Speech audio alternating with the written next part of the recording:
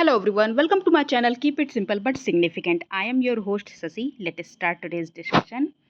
पाकिस्तान के प्रतिनिधि मंडल ने हाल ही में रतले और किशनगंगा जल विद्युत परियोजना का निरीक्षण किया। दोनों परियोजनाएं भारत के किस राज्य में स्थित हैं? Pakistan delegation recently inspected the Ratle and Kishanganga hydro electric project. Both projects are located in which state of India? तो ये सारे दोनों प्रोजेक्ट जो हैं ये लोकेटेड हैं जम्मू कश्मीर में। Answer is a.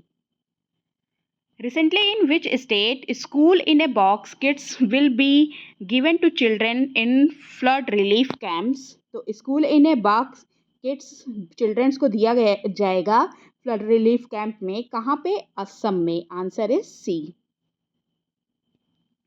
चर्चा में रहे जेवलिन एंटी टैंक मिसाइल का संबंध किस देश से है? To which country is the javelin anti tank missile in discussion related? तो ये जेवलिन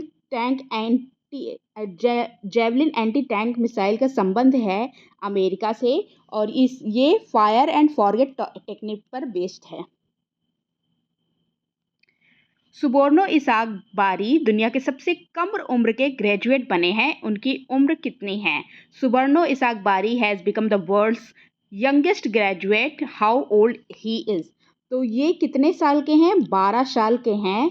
इनका जन्म हुआ था बांग्लादेश में और ये रह रहे हैं यूएसए में। दुनिया के नंबर 1 पैरा बैडमिंटन खिलाड़ी कौन है? Who has become the world's number 1 para badminton player? तो वर्ल्ड के नंबर 1 पैरा बैडमिंटन प्लेयर बन गए हैं सुहास यथिराज। ये एक आईएएस ऑफिसर भी हैं। निम्न में से किस मंत्रालय ने सफाई अपनाओ बीमारी भगाओ पहल शुरू करने की घोषणा की है? Which of the following ministries has announced the launch of Adopt Cleanliness Drive Away Disease Initiative। ये इनिशिएटिव है ministry of housing and urban affair का और ये स्टार्ट कब से होगा? 1 जुलाई से स्टार्ट होगा और चलेगा 31 अगस्त तक 2024। इतने दिन ये चलने वाला है।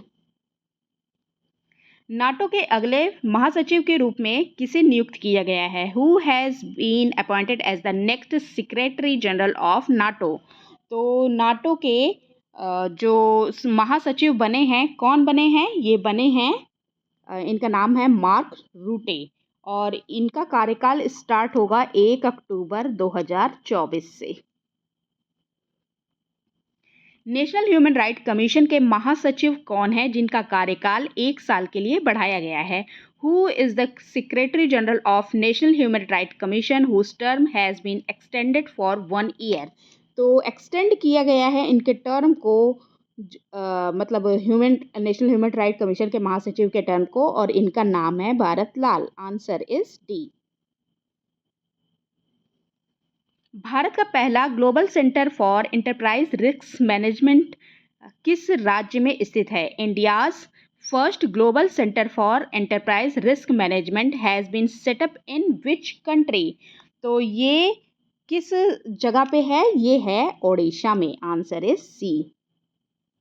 हाल ही में वनडे में लगातार शतक लेने वाली पहली भारतीय महिला क्रिकेटर कौन बन गई हैं? Who has become the first Indian female cricketer to score consecutive centuries in ODI? तो इनका नाम है स्मृति मंदना। हाल ही में PDTI professional golf tour of India के अध्यक्ष कौन बने हैं? Who has become the chairman of PDTI professional golf tour of India? तो ये बने हैं Kapil Dev. Answer is B. नशीली दवाओं के दुरुपयोग और अवैध तस्करी के खिलाफ अंतर्राष्ट्रीय दिवस कब मनाया जाता है?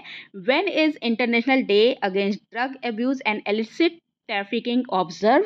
ये ऑब्जर्व किया जाता है प्रत्येक वर्ष 26 जून को। हाल ही में विश्व वर्षावन दिवस कब मनाया गया?